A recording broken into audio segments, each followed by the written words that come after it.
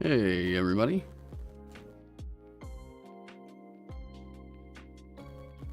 Yeah, sorry about webcam today.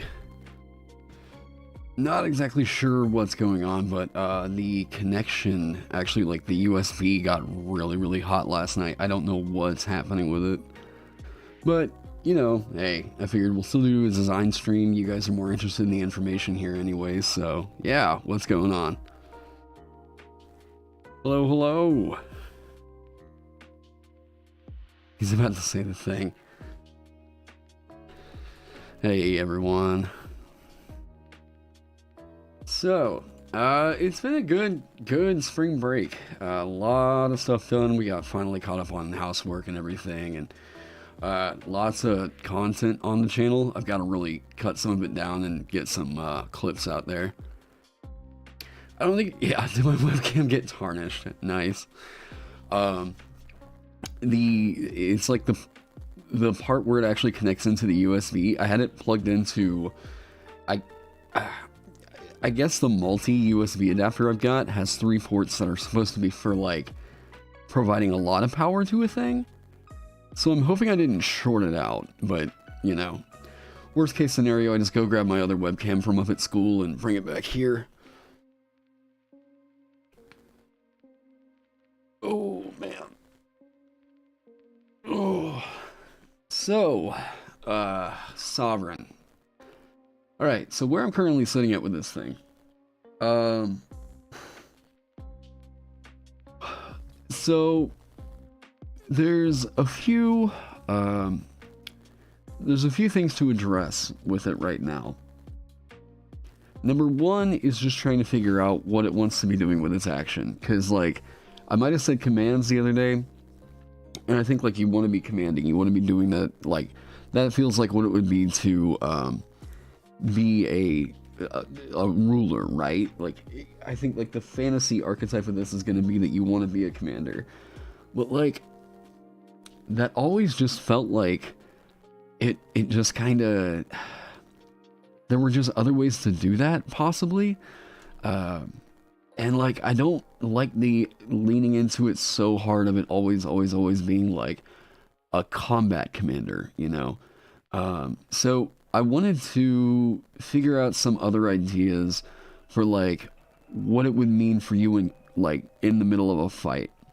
I don't want you to like, we don't want to totally buck the fact that this is a martialist and they should be able to fight and not just tell people what to do. But I think that we can get across that like you are, how do I put this? You are something of a main objective in combat, right?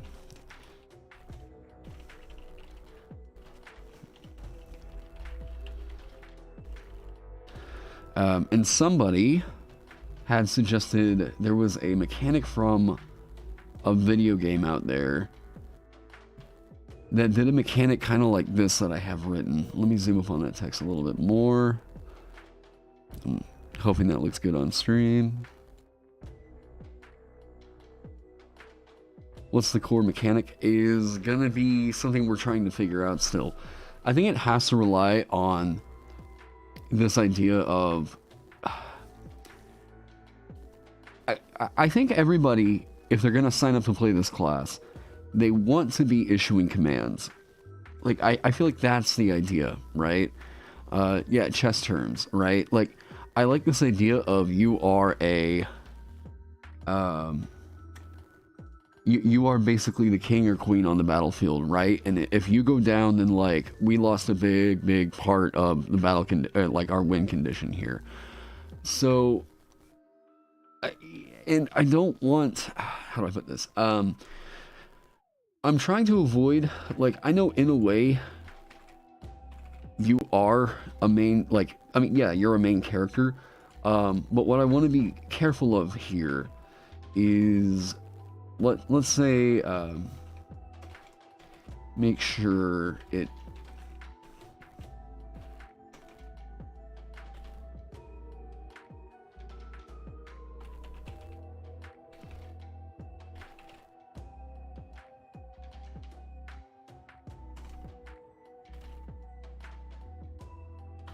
okay, like, this is a team game, and I don't want to, I don't want to make it to where your allies are gonna really just, like, feel like they're not really super important to the game. Oh, God. Yeah, solo player syndrome, or sidekick syndrome, yeah. So, I like the idea, rather than you telling people what to do, you can be something that your allies are trying to protect, and therein, like, they can potentially use their reactions if they choose to, rather than you use your reaction or whatever to tell the person to do a thing, and then they do the thing using their, you know, we're trying to make it to where, like, we leave the option available because otherwise, and this is a kind of a tricky thing with design, we want to make sure that your allies have an option to defend if they want to, not they are forced to, or you are telling them what to do, right? You start telling them what to do, that's going to feel like this is a really unfun class to be playing with at the table. That's what I think. It should probably grant an ally a reaction. If you take a hit, then your ally should be able to jump in and be like, all right, boom, I want to, you know, do something, right? The ally can possibly provide cover or something else. The commanding side of it, I'm kind of wondering if that's just a non-starter. I like this idea. Like, this seems like a really simple way to achieve what we're going for. But I just don't know that, like, I'm incredibly sold on it yet. Good to avoid Artificer Syndrome. Thoughts on having aggro abilities, i.e. making enemies attack who you want with your rule inverted support, something like that. Yeah, it would be like, if I was going to write it like a feature, well, I mean, I guess I should be trying to write it like a feature, right? You are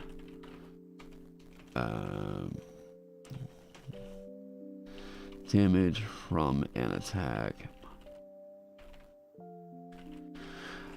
Should this be when you are...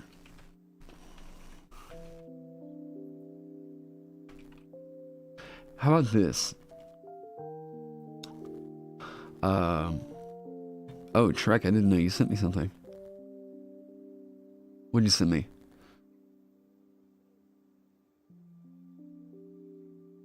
Did you private message it to me, or did you something else?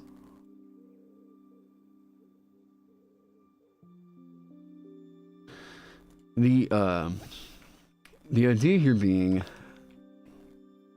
what if we can do it like a reverse sentinel?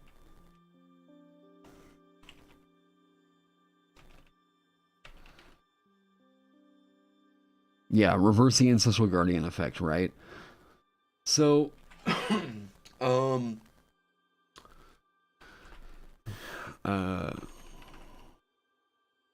wow, when you are targeted with an attack, wow.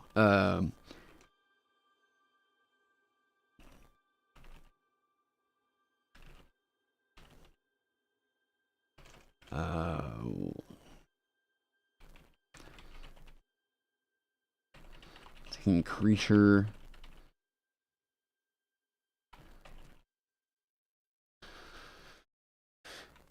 Can use a reaction to potentially, I mean...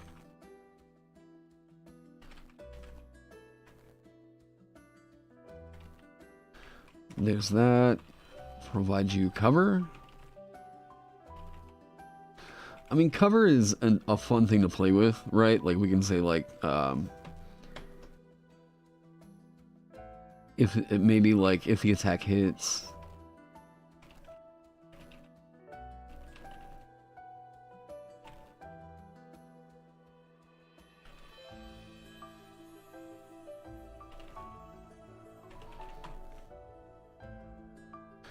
Maybe...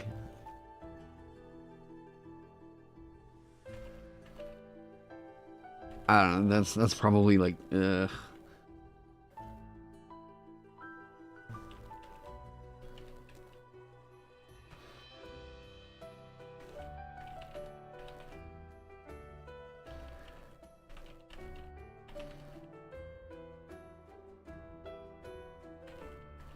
the end of the current turn. Maybe. What out of combat things do they get? Quite a bit, actually. So much so that I think it's one of those things where I worry that we might have gotten a little bit too much into fluff and not enough into just figuring out what the core is, you know? Aura abilities. Don't want to tread on paladin territory too much, but I'm kind of thinking it's going to go in that direction at some point. Finish my current training. Okay. Like a puppet meister. I mean, we can think of it like a, almost like you were a chess player. Like it's going to maybe evoke that kind of play, you know? Hey, Mads, how's it going? Have I looked at the Hobgoblin Warlord's leadership feature? No, actually. Hold up.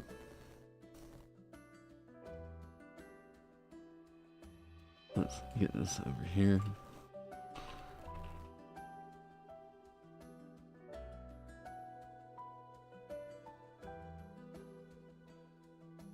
Leadership, okay. Or a non-hostile creature within 30 feet, it makes an attack roll or saving throw. Okay. So it's like Bardic Inspiration, but... Alright, let's just copy paste it for right now. I mean, here it says Warlord, right? I mean... Maybe. Maybe.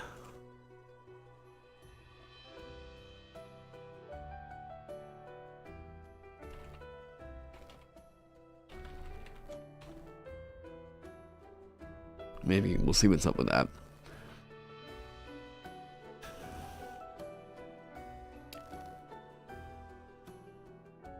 Why not the cavalry feature?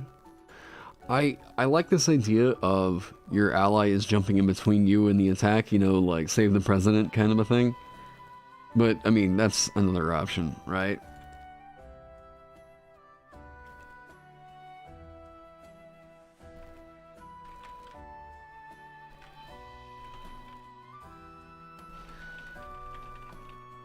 Not a bad call.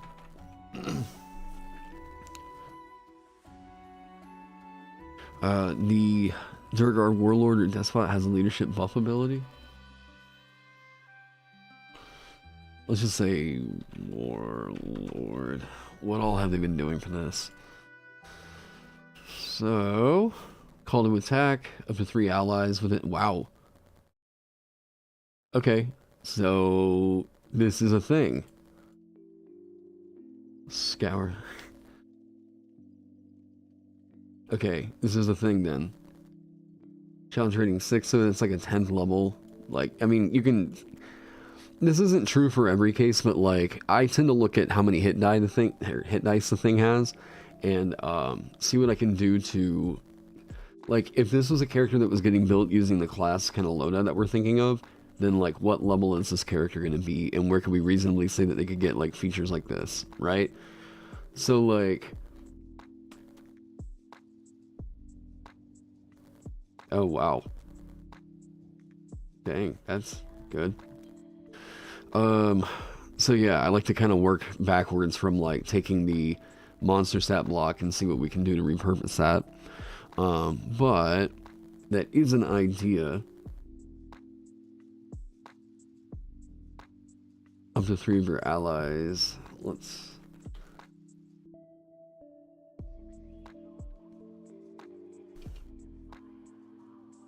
Copy paste that, and then I want to see what Trek said. What is it? Shift enter? No. It's not control enter. What's the... God damn, what's the... There's not a shortcut for it, is there? No.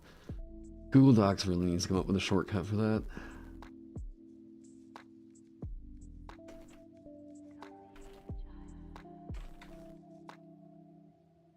So we're just going to grab some ideas that already exist in the game. Yes, Tyler, you can absolutely ask any question you'd like. Goblin Chieftain. Curious about that. Okay, and then...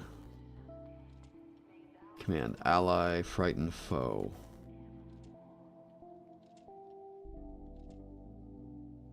Indomitable, survivor. Is it a champion, but it's got...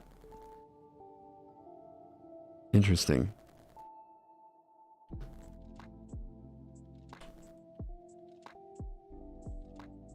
And then these are...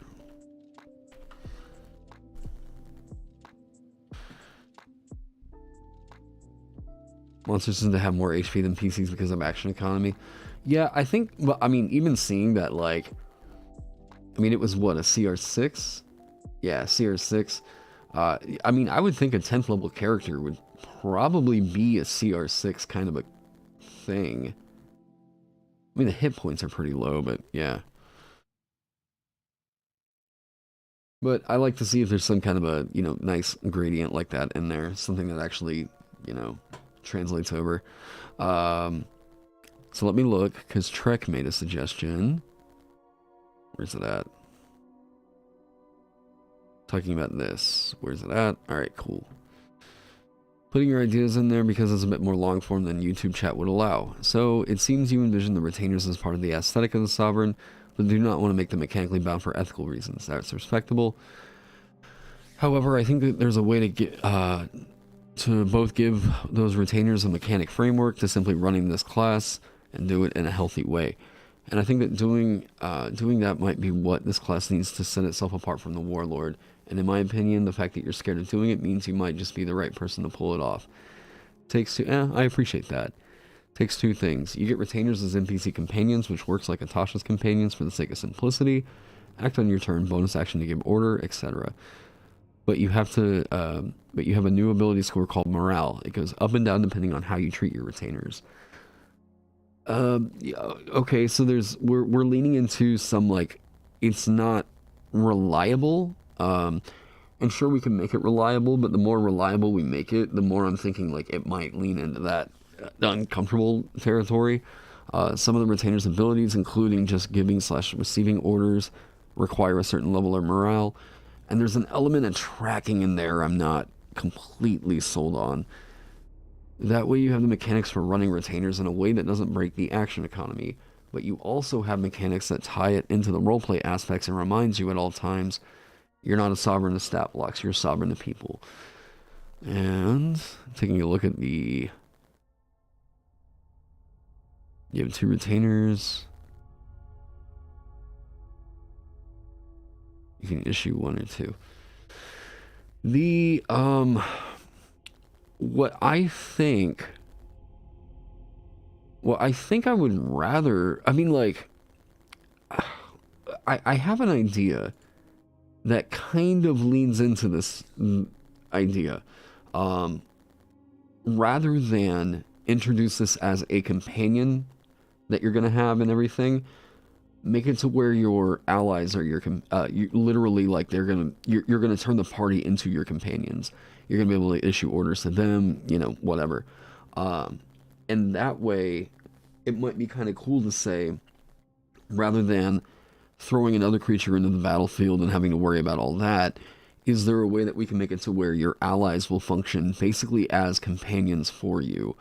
Now, your allies are probably going to be, well, they most definitely are, much stronger than what, like, the typical companion is. So... It's kind of working backwards. And I mean, I am just not 100% sold on the idea that this absolutely has to have a companion in it. And if I'm not 100% sold on the idea, then that tells me that it probably just shouldn't be in there. But I think that the expectation is somewhat there. You're going to want to be a leader, right? So, like, man, what's the punch we can get out of that? What, you know, you think the rule for PC level, the CR conversion is 2/3 the level of their CR? Yeah, that's a general guideline. Tyla asks, I want to give a fighter an ability to add damage based off of a set of dice at level 3. But I added the detriment that the attack cannot benefit from any other class ability or spell. Too strong. I want to give a fighter an ability to add damage based on a set of dice at level 3. But you add in the detriment that the attack cannot benefit from any other class ability or spell.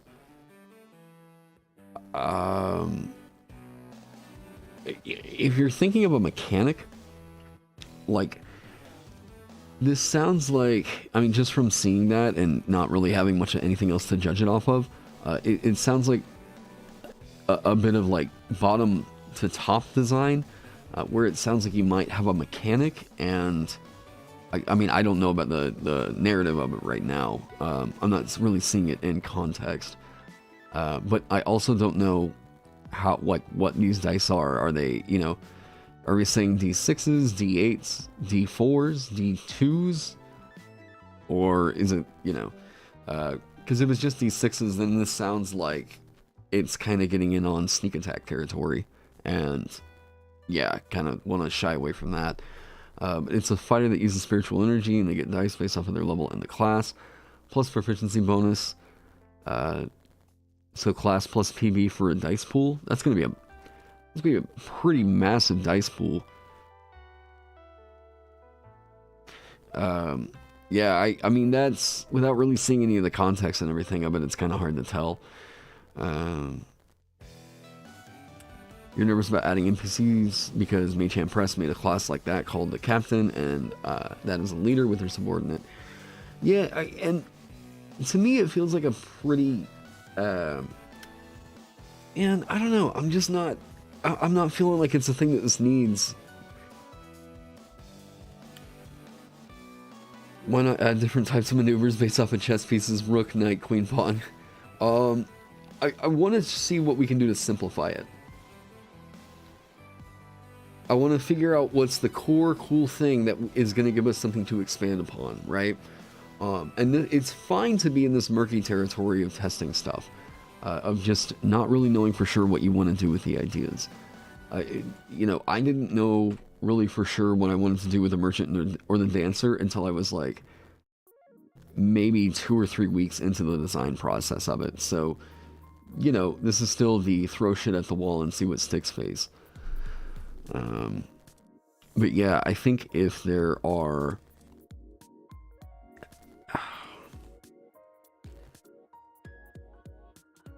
I think the more solid that we get on this idea, because like authority is... I think the last time we took a look at this, I was convinced that this is going to be the like cunning action part of the class. Can I post a link to the current version of the Sovereign? The link that's in the Discord should still be good. I think anybody that's in YouTube chat but they're not in the Discord, well, number one, come join the Discord. But, you know, if you go check out the one that's over there, people that are pretty active in the Discord are, I think, kind of the people I'd prefer giving commentary on because they've seen the class up to this point.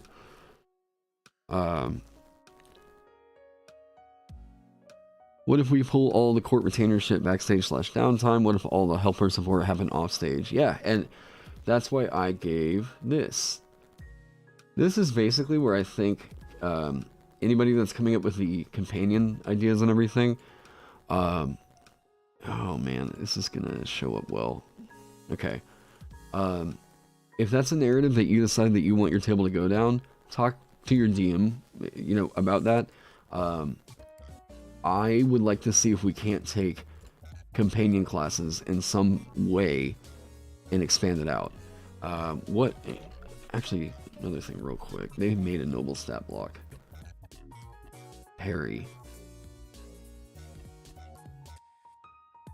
Huh.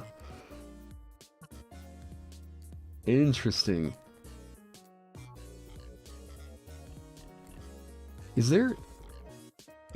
Isn't this like a dual wielding feat or something? Or no, this is a fighting style, isn't it? No, +2 to damage. What the hell? What is this? This is a feat, right? It's like the duelist feat or something.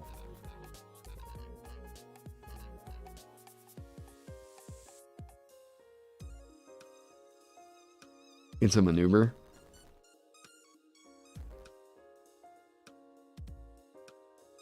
Defensive duelist. Add your proficiency bonus to your AC as a reaction.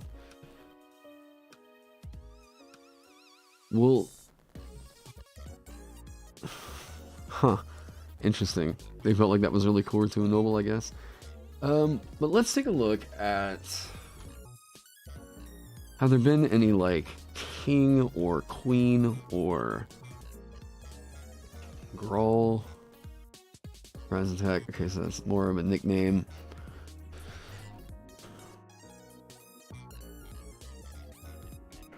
Leadership feat, which made you a small number of combat-worthy followers. Yeah, I'm not. Ugh. It's just not really a thing I think I want to go down.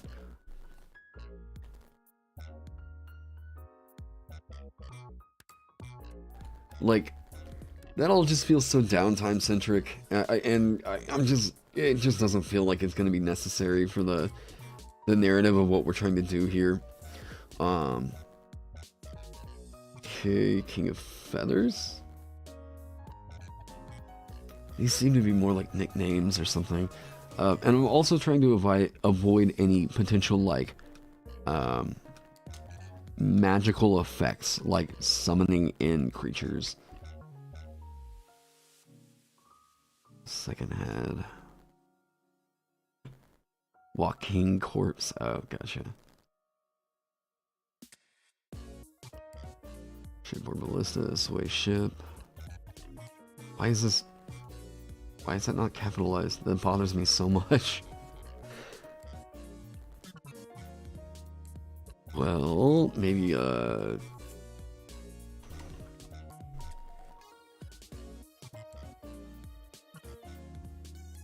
3.5E Heroes of Battle has a legendary leader prestige class. Okay. I think we took a look at this one. Again, it's like, it's more of a Lizard King or Queen. Yeah, it's more like those are just like, they only put like noble titles in there just to refer to like their power being higher.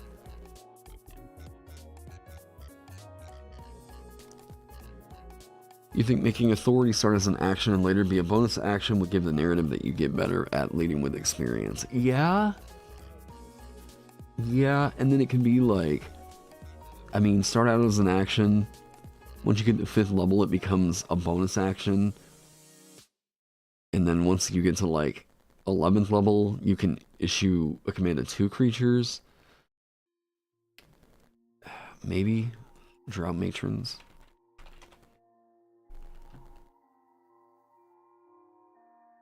Demon Staff, Tentacle Rod, Summon Servant, Compelled Demon, Fickle Favor. Yeah, and again, that's like all magical and everything, and I don't want to lean into that. Bardic Inspiration has precedence? Really? I thought, wait, what? I think Bardic Inspiration is always a bonus action on your turn. Yeah. Because talking is a free action.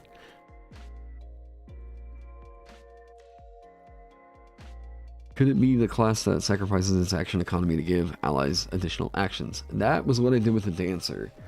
And I'm in a particularly weird spot because, like, I think if I wrote something that just basically did exactly what the Dancer did, that would, you know, something has an action that becomes a bonus action later. What is it? Like, is it... Yeah, Bardic switches from, like, yeah, I mean, I know that Moon Druid switches from your wild shape to bonus action. I mean, okay, so...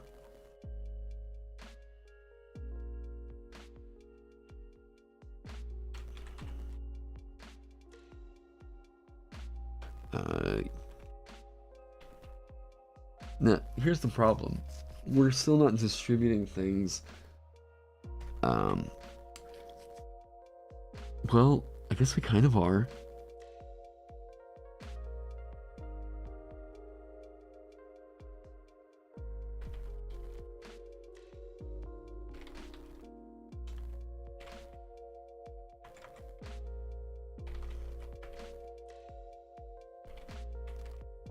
This just feels like a really weird.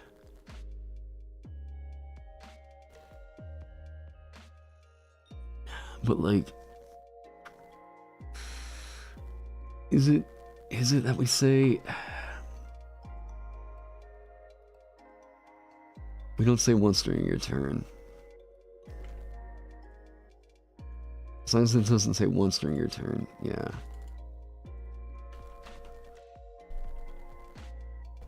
To issue a command to, well.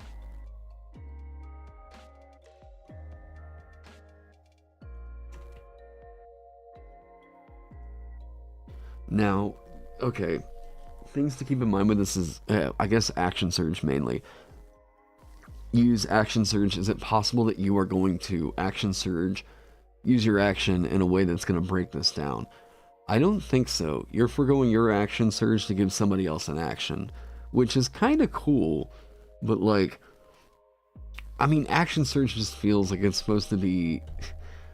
That is like the ultimate Marshall feature in my mind. It's you know, but like, it's just weird that Action Surge is, well, okay.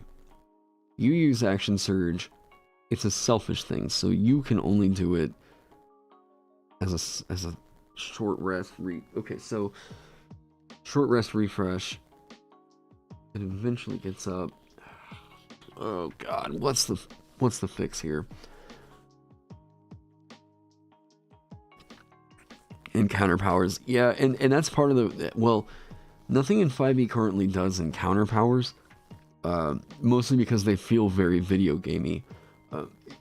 If you want to write an encounter power in 5e, you've got to tie it to a short rest. That way, I mean, that's effectively most optimally what they're going to be used as. Maybe the tip HP has resistance to bludgeoning, piercing, and slashing. That's quite a lot.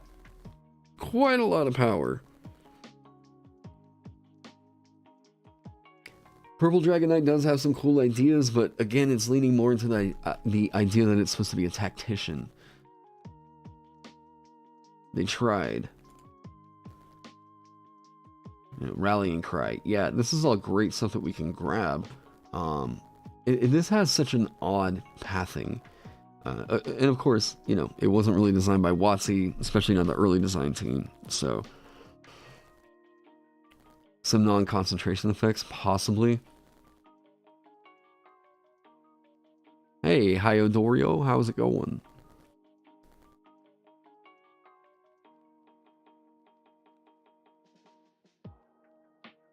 Yeah, the divine thing, I've already got a plan for that. When you roll initiative for encounter powers, yeah. Target creatures to give allies buffs. I thought about a mark that was like a passive mark that you know, you're like, yeah, that, whatever. You designate a creature, and then you switch between basically like emboldened for, you've issued a command basically. The way that was thought was like,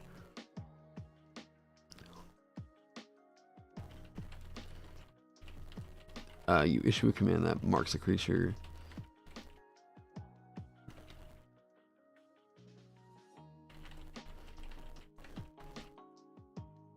Issue a command that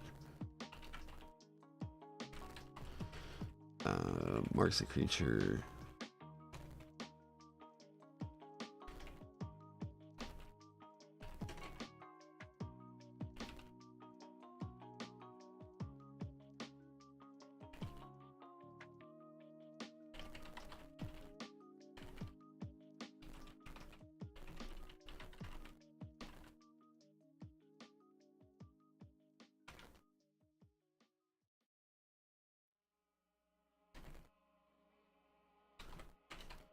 This is attack slash as in or.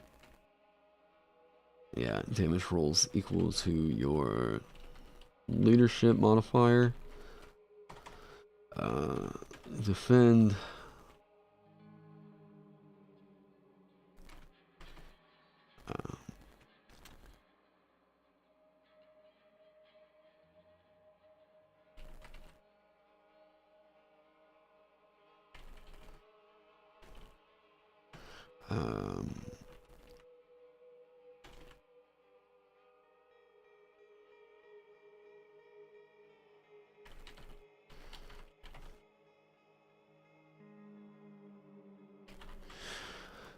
What are we looking at right now? Still working on the Sovereign.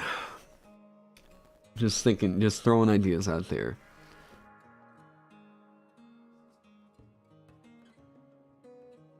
Do you need a new link to the dock? Yeah, the old one should still be good.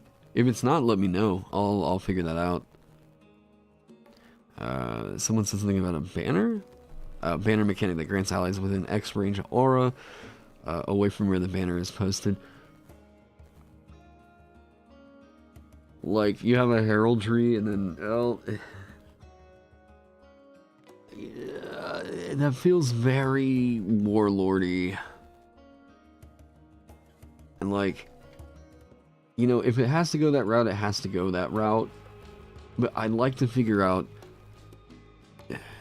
something. I'm not sure.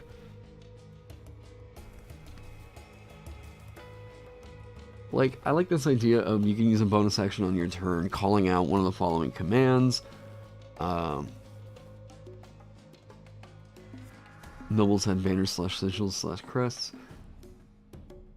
I wonder, has there been a system that's done something like this? Like, has there been a system that said you have a heraldry or like, yeah, an insignia, right? You have this symbol you create, and then your allies that, while they see, you know, whatever, they get some kind of a buff. I'm just not... I don't know. It feels like, here's overthinking it, you know? Here's overthinking it. The cool thing to do is, like, alright, so, thinking about, yeah, I did with a runic druid, right? The thing to think about is what is going to be the thing that makes this feel like I go in whenever I'm in combat. What does it mean for me to play this character? And I think the main theme is like what's the core thing we're trying to hit? The core narrative beat we really want to hit is leadership. I think morale being in there is morale feels like a secondary theme, right?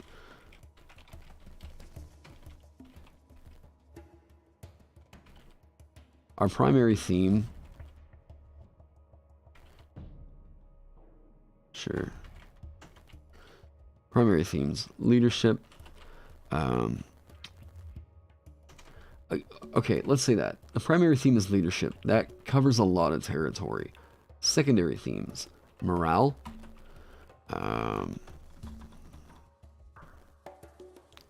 Didn't Star Druid have a thing like a... Star Druid is a stance switcher.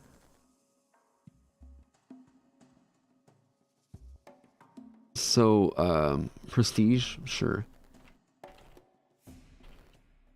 Yeah, the thing that I think it was less actually that I think less throughout the idea. Something about whenever you succeed, your allies get a benefit, and that sounded so cool, absolutely so cool. Exhortation. I'll Google it later.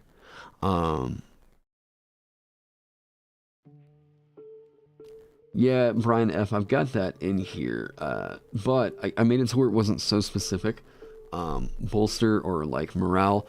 The creature can immediately roll a saving throw to end a condition that would end on a successful saving throw, gaining a bonus to the roll equal to your leadership modifier. It could also be that you say like bolster your ally. Whenever your allies make a saving throw against a certain effect, they gain a bonus. I prefer this idea of like shifting around to where like they can just remake the saving throw, or they can make it an additional time, right? Like you give up your bonus action, allow that ally to make the saving throw again, or any allies that are currently under an effect like Frightening Presence can remake the saving throw. Like, just giving them an additional save is already so goddamn good.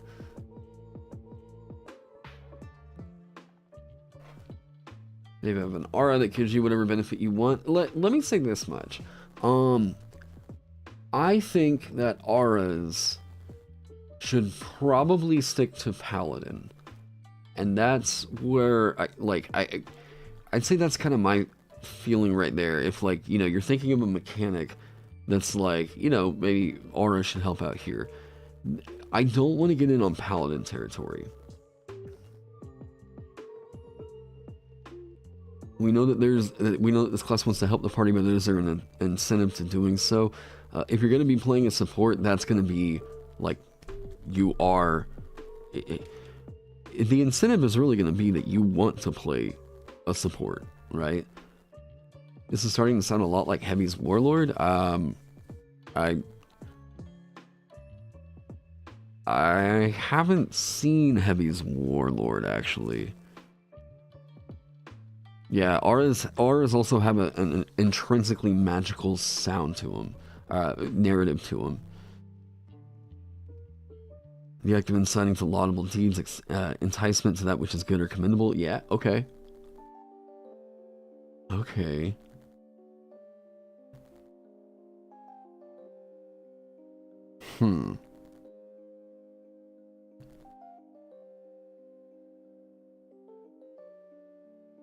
Maybe play with the idea of giving temp HP and they can burn through the temp HP to add that amount to an attack, skill, or save. Oh man, it's also really, really hard to figure out, like, I mean, you can say, sure, they can, you give them the temp HP, and then they can use that temp HP to, let's say, get a bonus to a saving throw equal to half of whatever they spend. Like, maybe. Hey, Eric, hey, thanks so much for the $5. You got a bottle of Buffalo Trace and my Flamingo shirt. Happy Saturday to y'all. Go grill some meat or meat alternate. Hey, thank you so much. Man, I probably need to eat, actually. I keep forgetting now that my sleeping schedule is kind of... Part of me doing this today is also to keep me up and awake. I'm trying to reset my sleeping schedule for the school week. Burn through hit dice.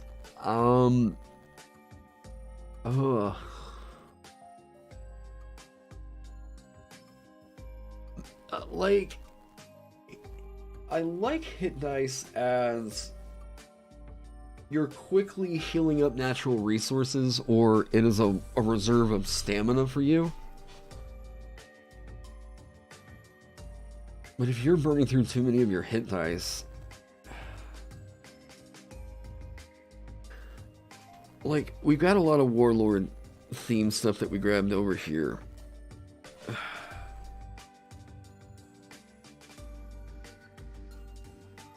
Did they stat up? Like, what are some named NPCs that are royalty?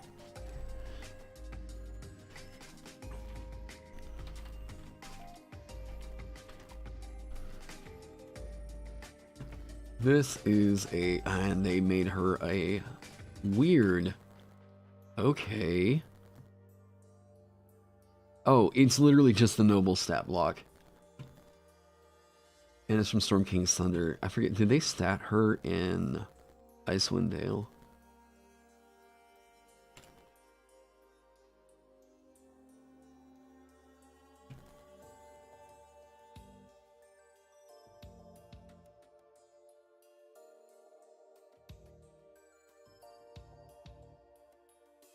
Okay, maybe not.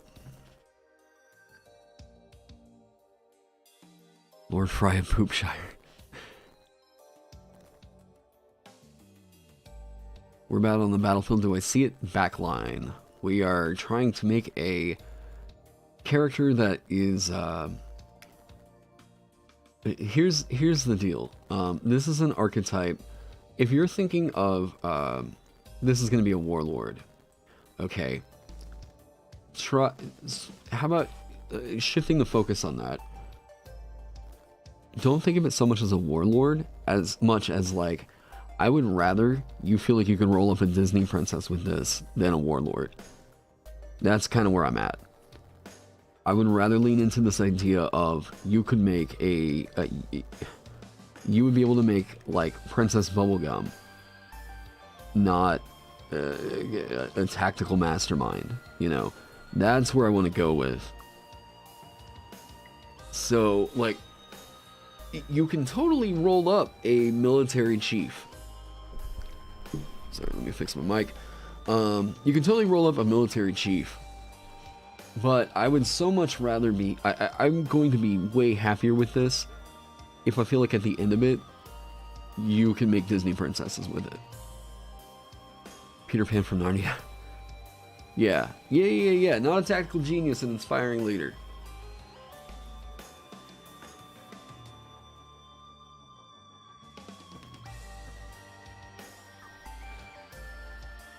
To Mr. Hattenclogs, my idea, here's where I think marshals are better than spellcasters. If you lean into designing a marshal this way, okay? My idea is that marshals,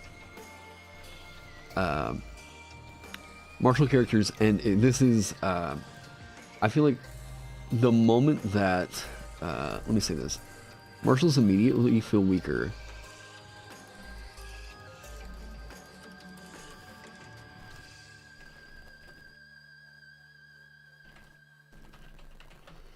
Yeah, marshals immediately feel weaker the moment you tie them into a resource. Reason being, resource tracking is a thing that keeps spells in check. And since marshals aren't getting spells, the moment that you're forcing them to start tracking things, you're cutting down on what I believe to be their reliability. Now, Action Surge is an absolutely insane thing. It's probably the best martial feature out there. But, like, it directly benefits all the spellcasters.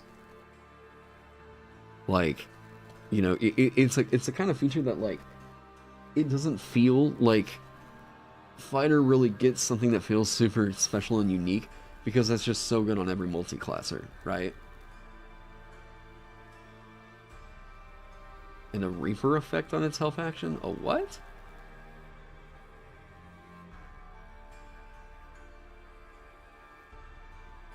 Why not give the class? Oh, geez, sorry about that. I'm not sure what. Yeah. Yeah, resourceless Marshal Sigma grind set. Yeah. Marshals immediately feel weaker the moment you tie them into a resource. What I prefer is something like what I tried to do with the Dancer was make it to where you don't track shit. You don't have a resource to track at all. I wanted to bring that thing down and reduce it down to how can we give you as much stuff that you can play with infinitely, and not have to keep a tally system on something, right? It's the one thing that Amanda told me she doesn't like about playing D&D, is that she feels like she has to keep track of so much shit. I knew that she wanted to play a Dancer, so I tried to make that class, not just, you know, for you guys out there, but, you know, also for her. She wanted to play a class that felt like I just don't have to mess with keeping a tally of anything on my character sheet. Shuri is a Disney princess, right? I'm not familiar with her. Am I able to make a goblin boss type PC though? A silly subclass? Yeah, I mean that's the idea. I want it to be, if you are a leader, this should expand out to any kind of leader, right? Common complaint that I hear from DMs that I have, that I propose homebrew content to, is that it would be really difficult to manage / keep track of this in a game. Yeah, I think that you have a lot of buy-in more if you reduce down, like, how much information can you convey about a character? How much power can you get out in one sentence of text that actually conveys mechanical and narrative, you know, weight? What's that sweet spot? A lot of players conversely like the tactical decision of whether or not to use resources. Yeah, and playstyle totally there. Absolutely, 100%. I think the graceful idea, I like designing first about what's the simple idea that we can make that covers a lot of territory. Like, what can we reduce down, right? If it needs all that text, sure, totally goes for it. But yeah, I'd like to see first what we can do, like keeping it a little bit more simple. Quick question then: what does can provide the idea of making your Disney princess that other classes can't do? Druids and wizards and artificers for Snow White and even Princess Bubblegum. Snow White's not a spellcaster.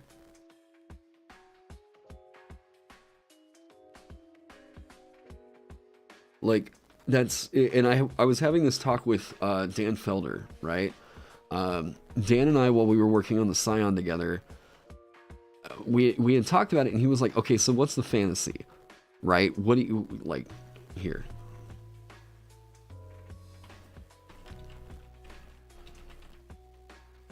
All right, so this is, no, what's the fantasy? I mean, go away. What's the fantasy? So the reason, I'll take this. The reason the Scion, the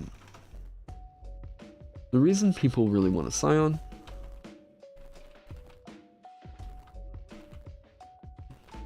as a full class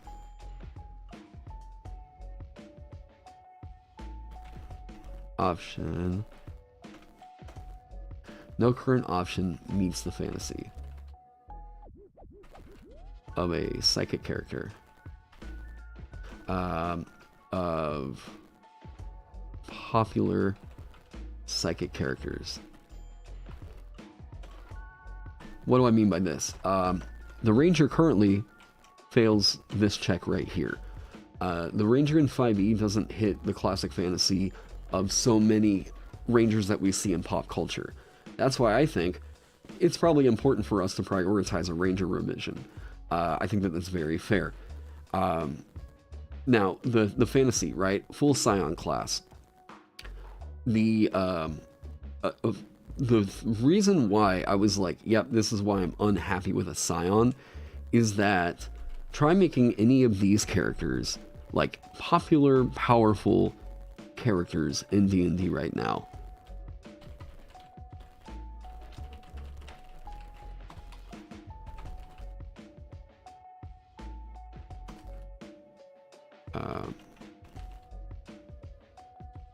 Isn't it Jean Grey?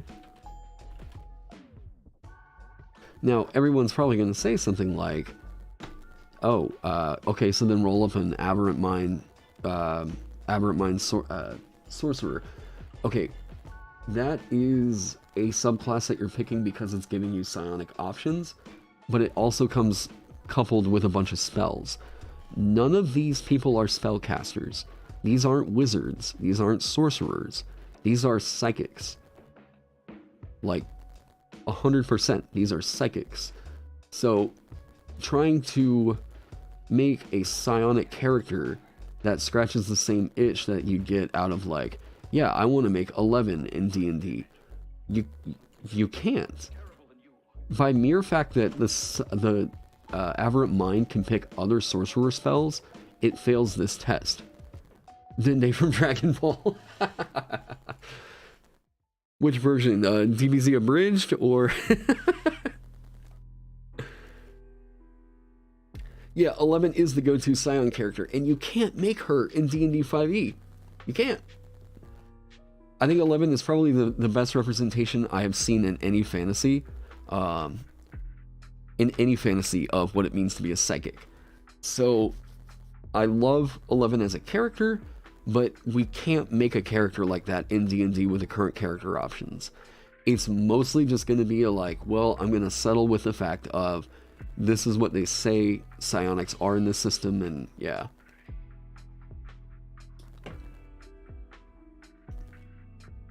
This is the reason why you don't really like the Artificer as a representation for Inventor characters.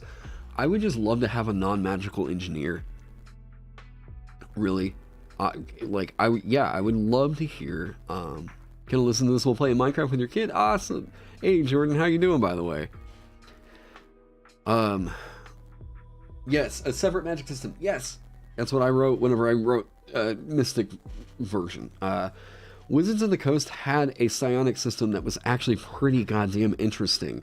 They just decided, let's not make the full class. We're just going to make it a bunch of subclasses and tie it to a pretty fiddly dice mechanic. Yeah.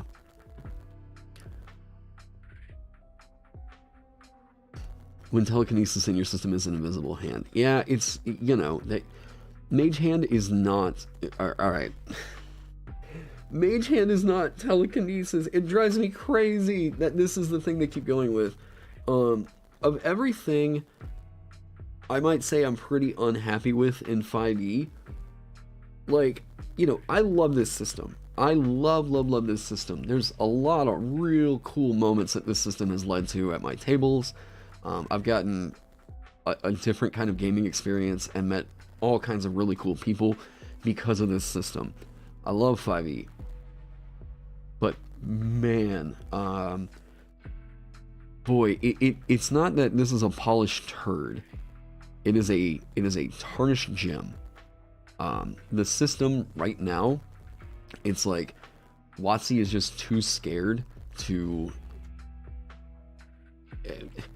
WotC seems a little bit too scared to embrace the fact of people want another class. People want more character options, and WotC thinks that by adding in more, they're going to complicate the system.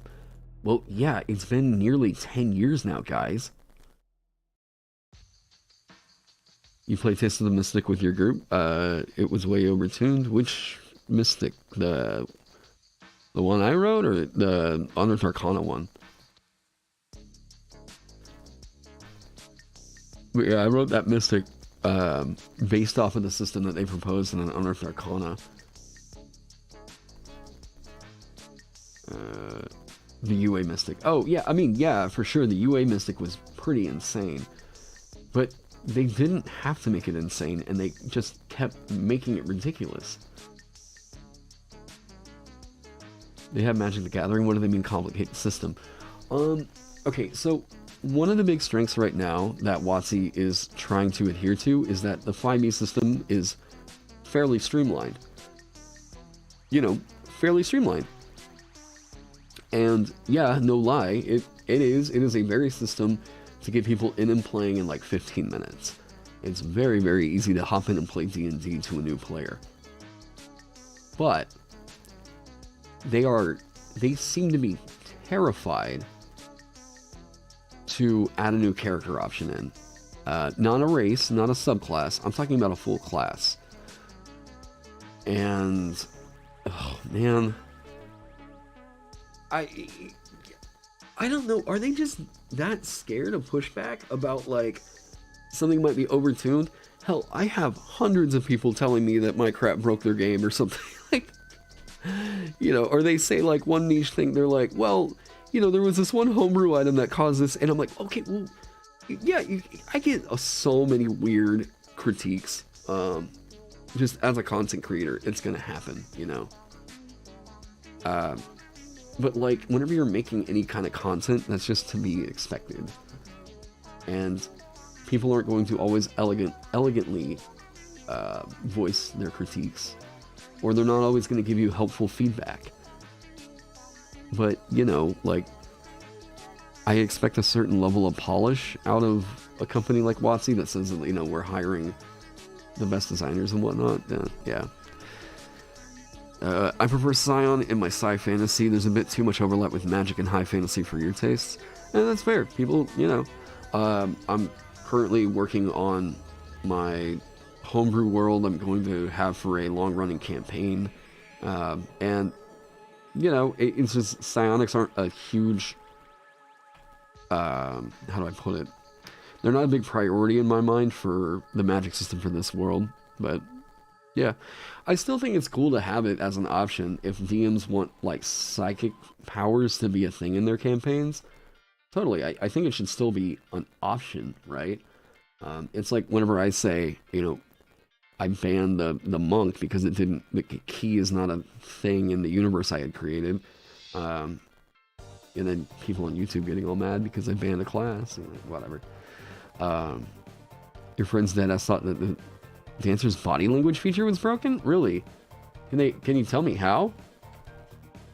Because I designed that to be a ribbon. I mean, it gives you some information, but how the fuck does telling if something is hostile to you? Yeah, I'd be interested to hear. You need more int classes in your character options? You should go pick up my Runekeeper. Promo.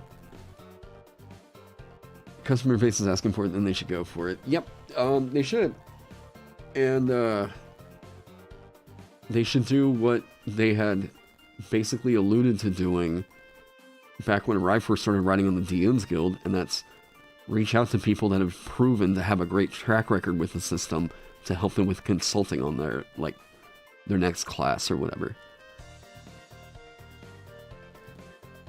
Apparently being an empath IRL is too strong.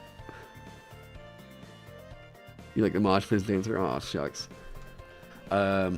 Amanda's going to be playing a Brandish Blade Dancer, I guess starting in a week or two. It's just an insight kind of ability, so what gives? I've heard the weirdest, I've heard a lot of opinions from DMs that have banned some of my stuff, that it's like they're misinformed. They're just, you know, they're going off of an interpretation of what something means that isn't what it means. You know, yeah. But, you know, some classes are really strong at certain tables and some others just really aren't. You know, are you going to have a whole lot of relevance in a campaign? Like, oh, let's say we're playing in a completely landlocked mountaintop, or I don't know, a complete underground kind of a campaign. Let's just do that. Underdark. I know that 90% of this campaign is going to take place in the Underdark. So does it really matter if I have a feature on my character sheet that says, while you're sailing on a sea, you, I don't know, you can snap your fingers and call down the gods to, you know, is it ever going to come into play? And you know, that looks insanely busted at some tables, but then, like, you look at an Underdark campaign and it's like, oh, this is never going to happen, so it's not a feature anymore, right? So, like, you know, if you look at it too much in a white room, we can do that white room analysis. But, like, man, predicting what all is going to happen at your tables is just not a thing that I don't think anybody should be expected to do that, but we can anticipate it, you know. The Underdark has seeds as well. As long as you are, as long as Rob Schneider is in your world, then you get this feature. Is Rob Schneider not in your campaign world? Oh, well then, you don't have a feature. I don't know, I'm just trying. You guys get what I mean though, right?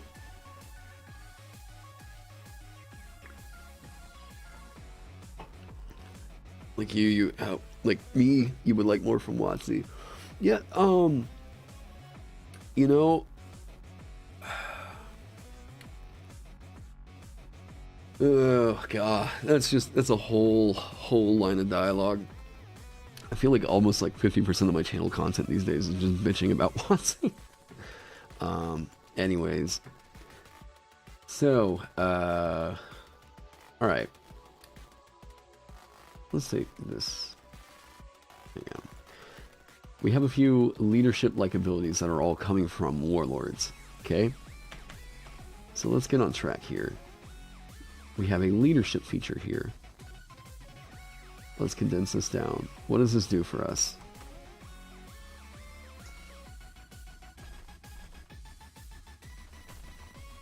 This is an action, right? Oh. Thank you, and...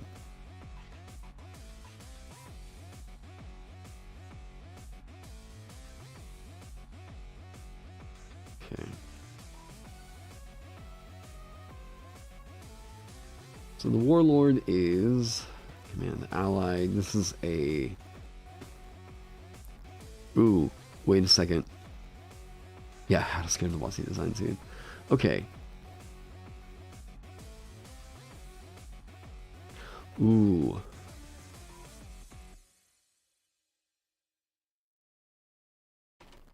Hang on. Thinking.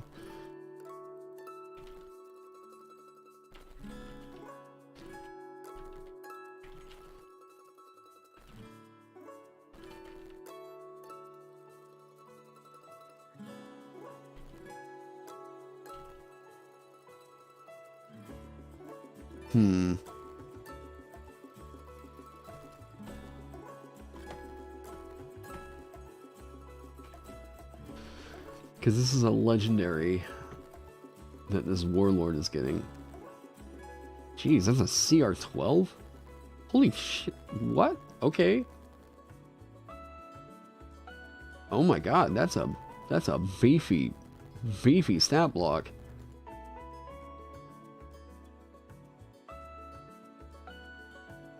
Wow. Right and foe. This is just an intimidate thing. You think more classes runs contrary to WotC's design philosophy? They want to keep it really simple. Yeah. They're trying to keep it streamlined, but you know, I'm like, they can keep it streamlined and keep it fun to play, but still give you more classes. I don't think anybody is complaining about the fact that this has, 13 classes. I don't know that too many people actually have complaints about a system having just way too fucking many classes. I think that, like,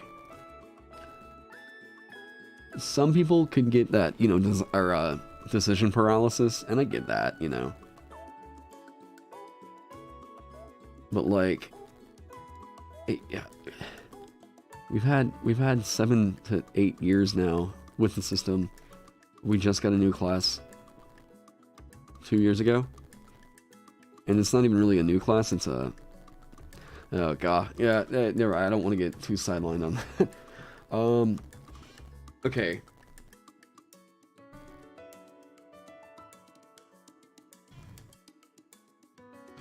This is a very special reaction.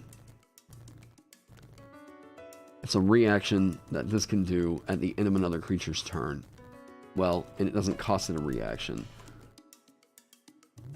So, I'm sorry if y'all can hear my asshole neighbor.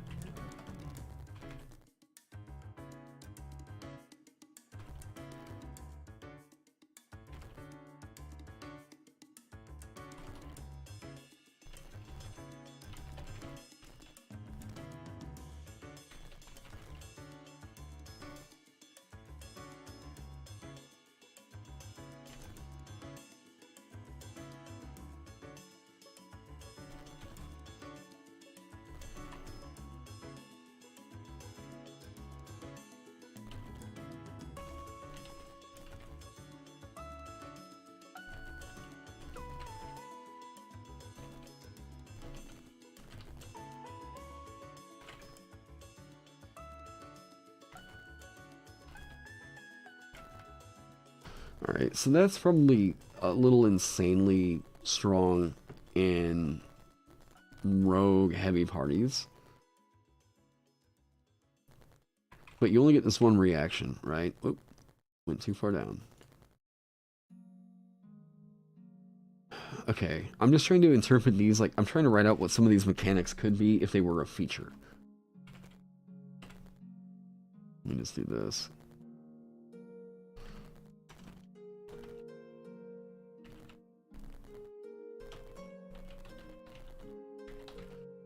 Okay. Now, Thurigar. What's this one? it is consistently the other creature can use its reaction to make a weapon attack.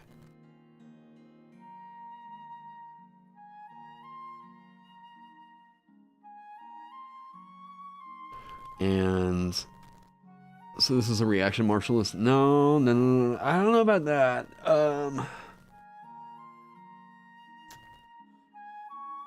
Because the exchange isn't too great on that. Okay. Actually,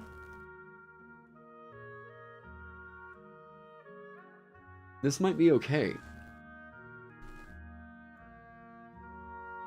Your reaction as a backliner without access to spellcasting is basically not getting used for anything. You are not getting anything to use as a reaction. Honestly, if you're staying that safe. So instead of an extra attack, they get an extra reaction. Yeah, you can let somebody else go.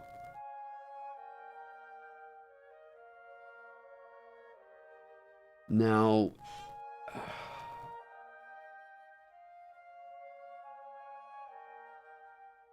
you're giving them the advantage. Problem is, casters won't benefit from this at all. And I don't like the fact that this is always aggression. Isn't this just the 4E Warlord? I have no idea. I didn't play 4E, but you know, I'll go check it out. You're not going to get opportunity attacks, and also, I'm sure everyone in chat already knows what are wizards and sorcerers probably planning on using their reaction for. There's a certain spell that they get at 5th level that they can pick up at 5th level that pretty much is like you're going to be saving up your reaction for this one particular spell, just in case. Oop. Oh. Absorb elements works, but yeah, counterspell, right? Most often, if the enemy is, capable of casting some spells, you as a 5th level character are most likely going to grab counterspell. That is pretty much a no-duh if you're a wizard or a sorcerer. 2 spells you're most likely going to prep are going to be, and shield, right? Counterspell, fireball. That's just like the default D&D package, right? They're like, you got up to 5th level as a wizard, congratulations, here's your fireball, here's your counterspell, right? Yeah, counterspell isn't that big, but how many spellcaster enemies do you fight usually? Shield, however, yeah, no, I agree. Also, I mean, goddamn silvery barbs, so prepared action to spell magic. I'm sure someone has done that.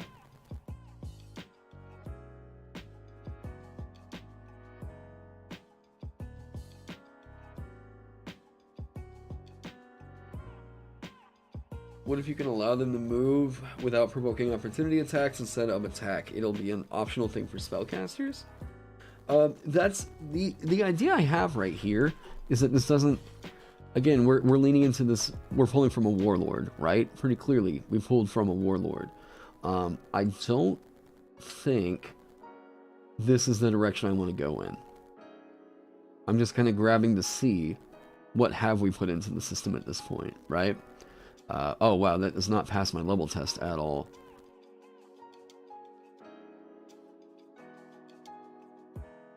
Leadership.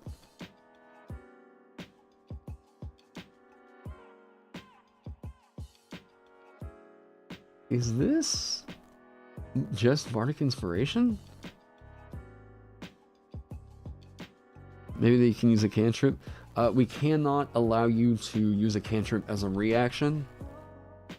Like, we can't allow you to use a cantrip as a reaction infinitely. That is getting into that, like, we're breaking down basically action equivalency here whenever you do that. If you're allowing them to cast a cantrip, that cantrip is going to do X amount of dice, and cantrips scale up in order to keep up with the reliable damage of extra attack, right? It's why cantrips go up at basically same-ish levels as like where fighter is going to get their extra attack, except for their 17th, right? So, if I was allowing somebody to cast fucking Eldritch Blast, like that's always the big scary thing. If you allow someone to cast Eldritch Blast as a reaction, and you can just allow them to do that all the time, double the potency of Eldritch Blast in the action economy, that can't, like, because you could go over, grab Eldritch Blast, and then come over here, cast Eldritch Blast with your action, and then allow the Warlock to cast it on their turn as well as a react. You've basically made it to where the party is getting a whole additional turn. That's way scary if you're not tying it into your action. We have to have that equivalent exchange happening.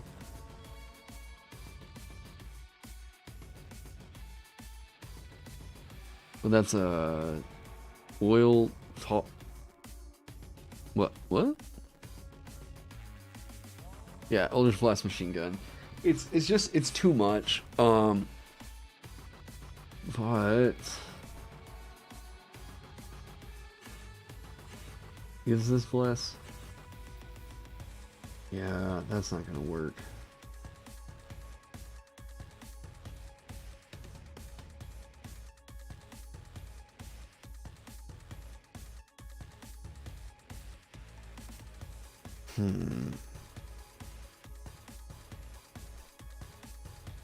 You fat fingered your keys. It almost just looked like you were typing with a piece of salami there for a second. We need... Okay.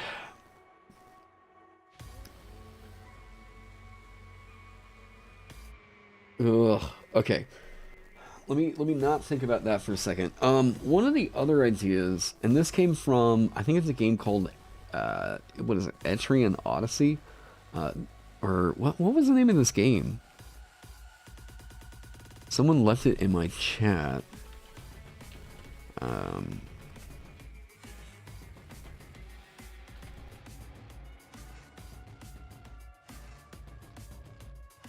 Summary.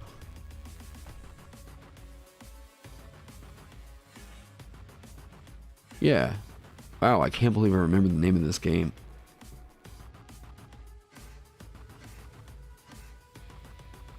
Okay, so in this game, they are treating a sovereign, like they even call it the sovereign. They are treating the sovereign like a spellcaster. So, that's not gonna work. But,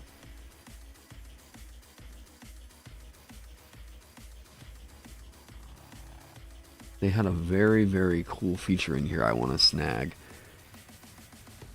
Where was it? Yeah, so much of them is very, very, very magical.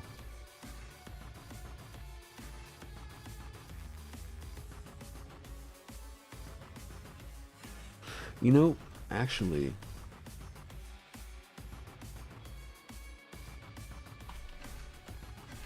Boom, there we go.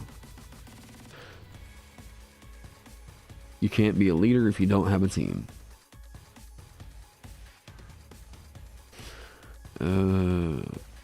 Where was this?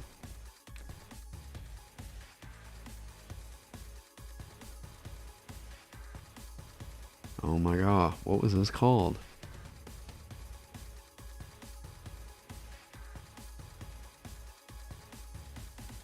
Oh, okay. So, here's basically what this effect says that immediately inspired me.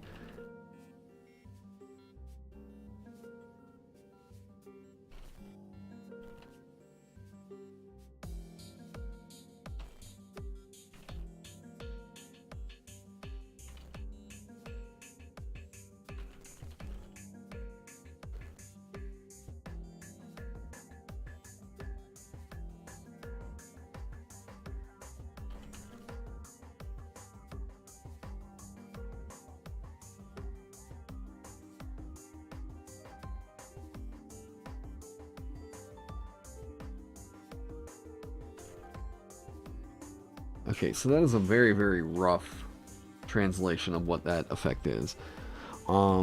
So you restore hit points to all allies if the Sovereign's hit points are full at the end of a turn. Total hit points recovered is equal to the abilities, well, whatever ability score you determine, plus a percentage of their maximum hit points. So, this is magical. But, why not give this class health action bonuses? We might lean in that territory. I like this idea of you didn't take damage on your turn because you were well protected. Your buddies get a bonus. I think that's really cool. As long as you are in good shape, right? So like, let's say like,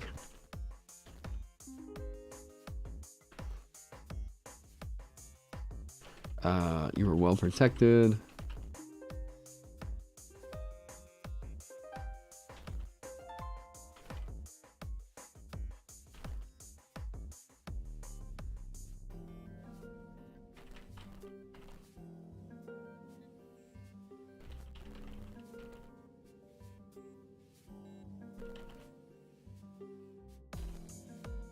Something like that.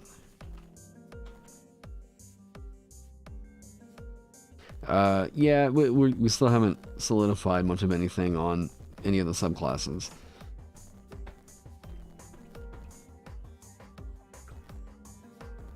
Start doing sovereignty shit as an action that ends if you take damage. Let's say bloodied.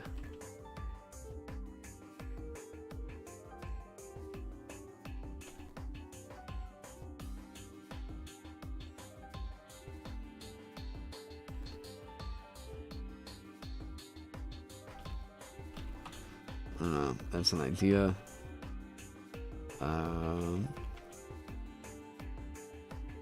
Yeah, this is just concentration with extra steps. Yeah. So, like,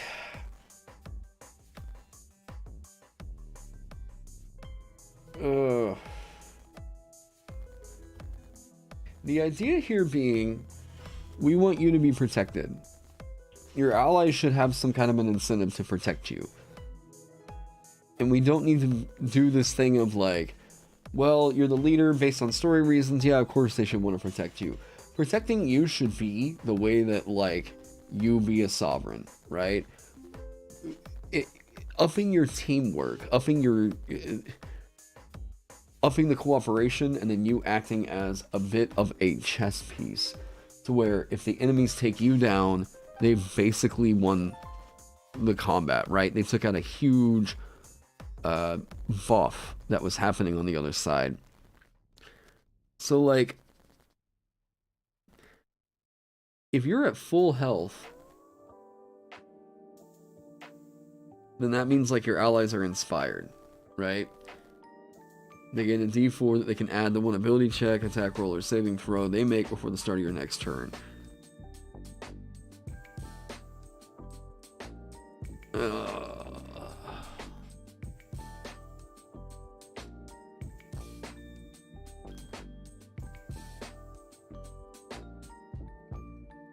But, like, I like this idea, right? If at the end of your like the end of your turn, or no, if at the start of your turn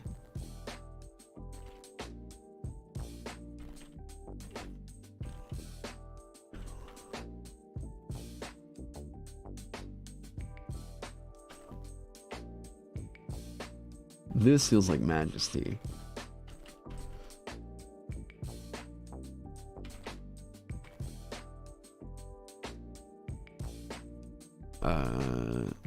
Surely just being a support is motivation enough to protect you. Well, yeah, sure. It is, but like, I mean, yeah.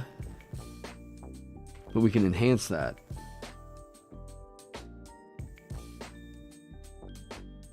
It's odd. I feel like some people over and undervalue, or like maybe over and undersell the power of like or I don't know. Support just seems to be such a like misunderstood thing. Um, I would, I'd love to write something like this that made it to where rather than you issuing these commands, it's possible that like because your allies protected you, they get extra stuff, which feels like a way more interesting way to do this class.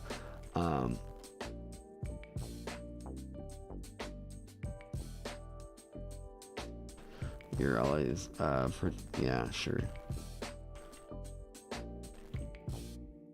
Boom. Your allies protect you, they get benefits. This is a, this is...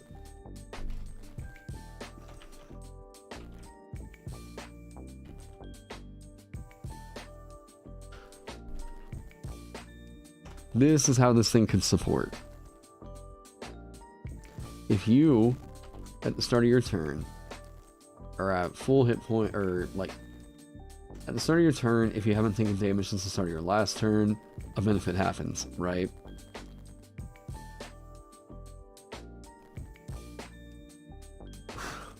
Yeah, entourage bonus, right? Hey, Tristan, how's it going?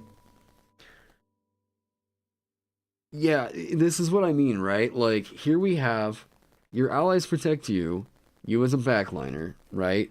You get the benefits.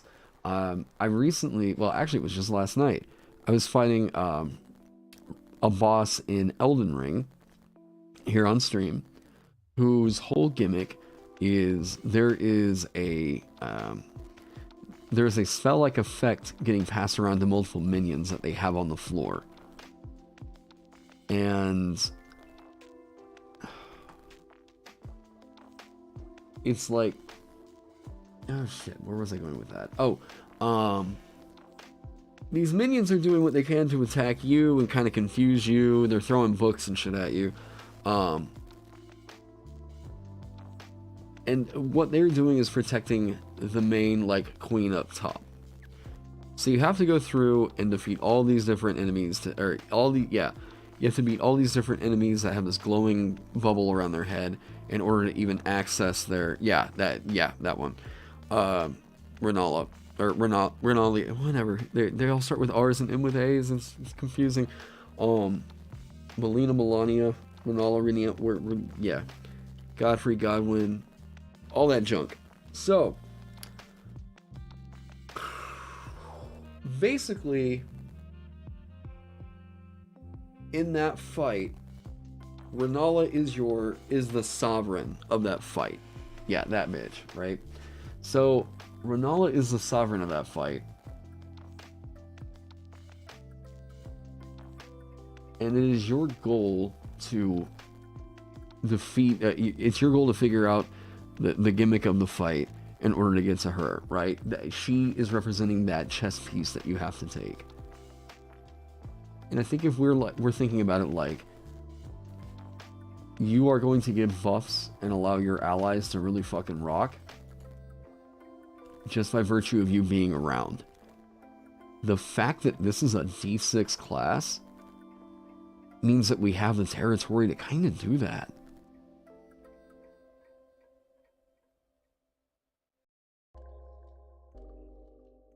Maintaining HP throughout the entire encounter might be rough. Maybe just if you didn't suffer damage for the entire turn it goes off. Possibly. But this is also a game where healing magic exists. And we're giving you access to temporary hit points. I mean, pretty reliable temporary hit points. Usually this is always going to go off in the first turn of combat. You hit your turn, and your max hit points are still fine, or your current max hit points are still at 100%. Boom. Makes a whack-a-mole feature? Does it? At the start of your turn, you're at full health. Any allies get a D4?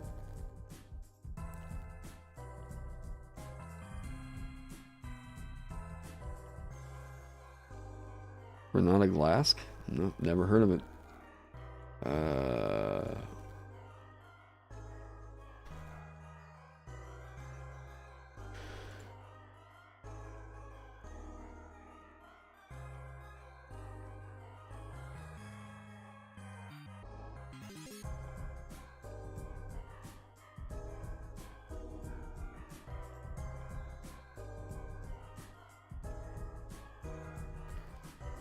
check her out.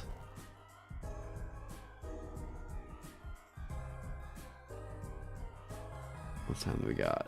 1:30. Okay.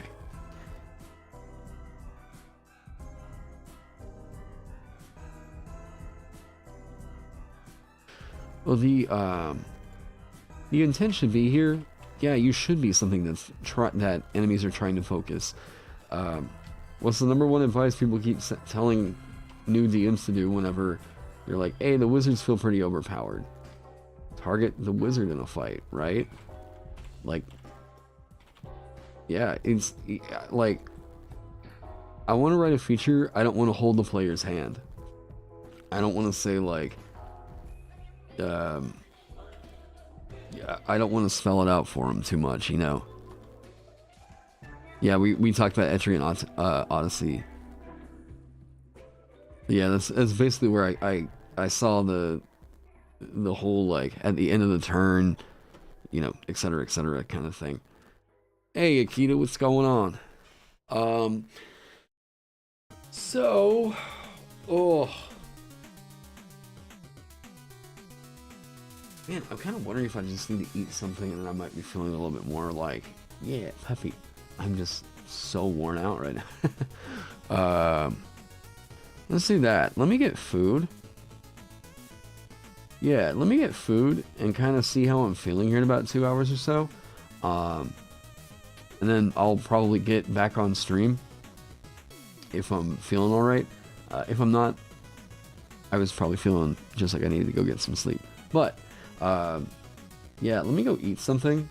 You guys can see this in the Discord and all that good stuff. You can check it out. Let me know your thoughts over there. Sorry about webcam again. I don't really know. We'll see what's up. But yeah, let me get some food in, and then we may be back on the Sovereign later on. Oh, by the way, if you go and check out my Reddit and my Discord, I posted this up just because I've had a lot of fun with this. You all have heard me talk nonstop about Elden Ring, so I posted this over on Reddit a little while ago.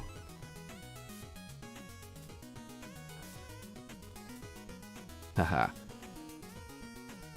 If you are interested in running a living jar from Elden Ring, you can go and pick up the stat block I made for them over in my Discord server and over on Reddit. My username is honeybadger919. So, yeah, it's should be fun, and I've had a lot of fun trying to format like this document for the Elden Ring look. So, living jars, if you haven't seen them, they're adorable. This game is great. I'm just trying to blend my two loves here. So, yeah.